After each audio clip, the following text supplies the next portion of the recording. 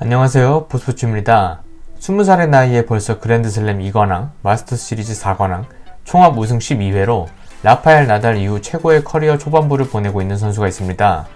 이번 시즌 조코비치의 회춘으로 기세가 약해지긴 했지만 벌써부터 1990년대생 선배들이 이미 제쳤다는 평가가 대부분인데요. 오늘 소개해드릴 선수는 바로 카를로스 알카라즈입니다. 카를로스 알카라즈는 매우 안정적이고 강력한 포핸드 스트로크를 기반으로 공격적인 플레이 스타일을 지향합니다. 포핸드에서는 기본적으로 탑스핀 성향이 강한 스트로크를 구사하지만 코트에 따라 플랫한 구질로도 상대를 공략할 수 있고, 백핸드에서는 비교적 플랫한 구질의 스트로크를 기반으로 다운더라인을 구사하는 데도 능합니다. 그러나 여태까지 알카라즈가 상대방을 가장 피곤하게 만든 건 바로 드롭샷인데요. 스트로크의 스핀량과 코스 모두 날카로워서 상대 선수는 코트 밖으로 밀려나기 일쑤인데, 그 이후에 네트 앞으로 정확히 떨어지는 드롭샷이 나오게 되면 상대방의 체력과 사기가 떨어질 수밖에 없습니다. 그렇지만 본인은 압도적인 운동 능력을 가지고 있어 마치 젊었을 때 라파엘 나달을 보는 듯한 코트 커버 범위를 보여주며 상대의 드롭샷 공격을 무력화하는 데 능합니다. 카를로스 알카라즈는 2003년 5월 5일 스페인 무르시아의 엘 팔마에서 태어났습니다.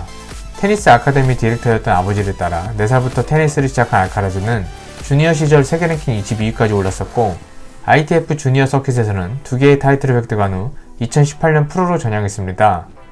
2018년부터 세계 랭킹 1위 출신인 후안 카를로스 페레로의 아카데미에서 훈련을 받기 시작한 알카라즈는 2020년에 ATP 무대에 모습을 드러냈고 2021년 5월 처음으로 탑100에 진입했습니다.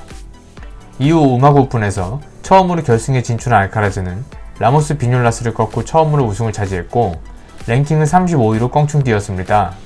그리고 US 오픈에서는 당시 세계 랭킹 3위였던 스테파노스 치치파스를 5세트 끝에 꺾으며 이변을 일으켰습니다. 그 후 연말에는 넥스트젠 파이널에 참가하며 전승을 기록하며 우승을 차지했고 2022년에 알카라즈의 위상은 완전히 달라지게 됩니다. 리오 오픈에 참가한 알카라즈는 디에고 슈와르츠만을 꺾으며 두 번째 우승을 차지했고 이후 마이애미 마스터스에서도 우승을 차지하면서 커리어 첫 마스터 시리즈 타이틀을 거머쥡니다. 클레이 코트 시즌으로 넘어온 알카라즈는 바르셀로나 오픈 우승을 차지했고 이후 마드리드 마스터스에서는 노박 조코비치, 알렉산더 즈베레프, 라파엘 나달, 1, 2, 3번 시드를 모두 제압하며 우승을 차지했습니다. 이후 알카라즈의 랭킹은 6위로 뛰었고 기대를 받고 프랑스 오픈과 윈블던에 참가했으나 8강과 4라운드에서 패배했습니다. US 오픈에서는 마린 칠리치, 야닉 시너, 프랜시스 티아프와 3번 연속 5세트 경기를 펼쳤는데 모두 승리하며 처음으로 그랜드슬램 결승에 진출했고, 결승에서는 캐스퍼 루드를 만나 3대1로 승리를 거두며 커리어 첫 그랜드슬램 우승을 달성했습니다. 이후 알카라즈는 세계 랭킹 1위에 도달하며 19세 4개월 6일의 나이로 ATP 랭킹 역사상 최연소 1위가 됐고, 연말까지 좋은 흐름으로 이어질 거라 기대를 받았었지만 복부 파열과 햄스트링 부상으로 인해 2023년 호주 오픈까지 결장하게 됩니다. 장기간 결장과 노박 조코비치의 호주 오픈 우승으로 1위를 뺏긴 알카라즈는 이후 아르헨티나 오픈에 참가해 결승에서 캐머런 노리를 꺾으며 7번째 타이틀을 획득했고, 인디언 웰스 마스터스에서는 커리어 첫 100승을 달성하며 결승에 진출했습니다. 결승전 상대는 19연승을 기록하던 다니엘 메드베데프였는데 드롭샷과 서브앤 발리 전략을 통해 공략에 성공했고, 조코비치의 북미권 투어 불참을 틈타 1위에 복귀했습니다.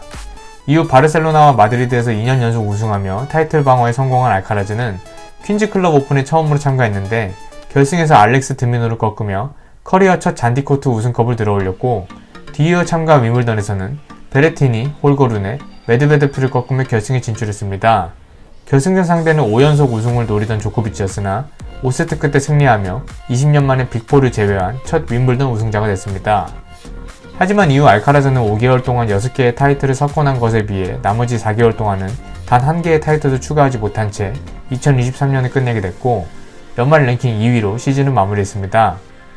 페더러, 나달, 조코비치 이후 그 누구도 넘볼 수 없었던 그랜드슬램 타이틀을 2번이나 석권한 알카라즈가 앞으로 얼마나 테니스계를 쥐락펴락할까 기대했었는데 세월에 막힐 줄 모르는 조코비치가 다시 한번 전성기를 맞이하면서 알카라즈에 대한 기대가 한풀 꺾이긴 한 것 같습니다. 하지만 또 언젠가는 지난 2년간 그랬듯이 뜬금없이 다시 그랜드슬램 타이틀을 거머쥐고 있는 모습을 볼 수 있을 것 같기도 한데요. 도무지 예상할 수 없는 알카라즈의 2024년은 어떻게 흘러갈까요? 영상 재밌게 보셨다면 구독, 좋아요 부탁드리겠습니다.